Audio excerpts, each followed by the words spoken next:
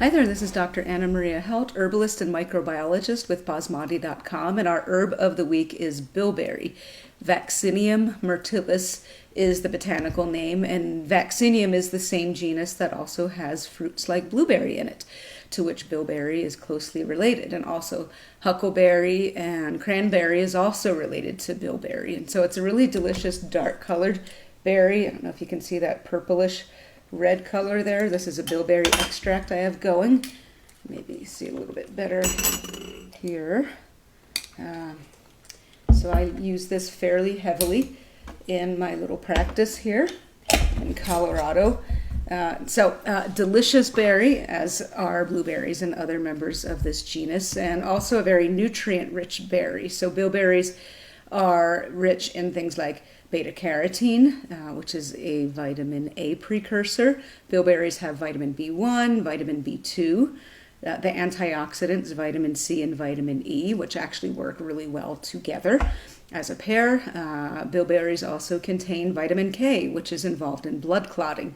And then, not to be left behind, there are quite a few minerals that are prevalent in bilberry, including iron and manganese and zinc and chromium. And chromium is an interesting one because chromium is used for blood sugar regulation. And one of the uses of bilberries is, in fact, for healthy blood sugar regulation. And it has traditionally been used for disorders such as diabetes.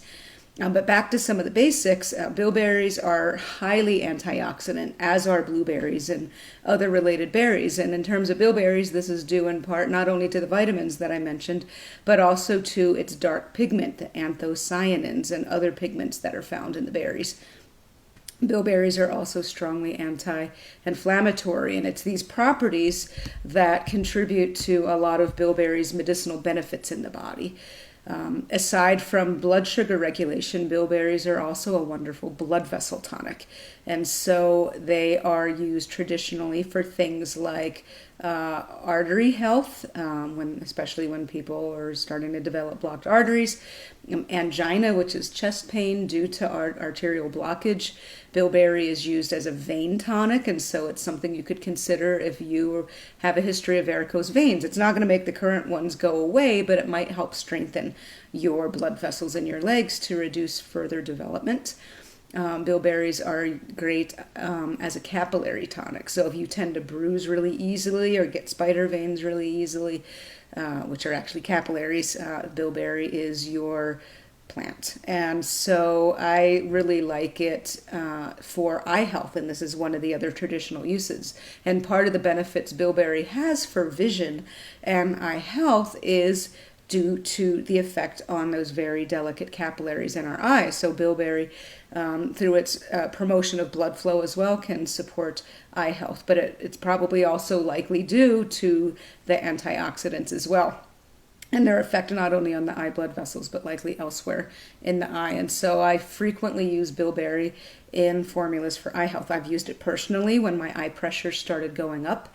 There's glaucoma in my background, and so I will use bilberry to decrease that eye pressure together with other herbs that are known from research and tradition to help with that. I use bilberry for myself and clients who deal with dry eyes, and it really helps in that regard. And it's used for a whole range of issues that people deal with their eyes. Improving night vision is another example there. So bilberry is also useful for cognition.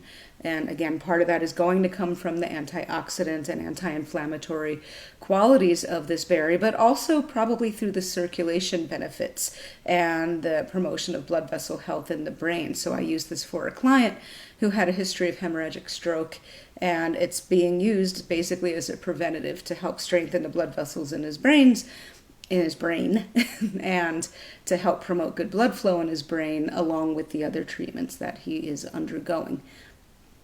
Bilberries are also great for kidney health. And again, I kind of wonder how much of that is from direct anti-inflammatory and antioxidant activity on the kidneys by the berries, and how much of that is related to the support of, again, the very small, delicate blood vessels that we have in the kidneys. And so this is a really useful food slash medicine to have on hand. It is delicious.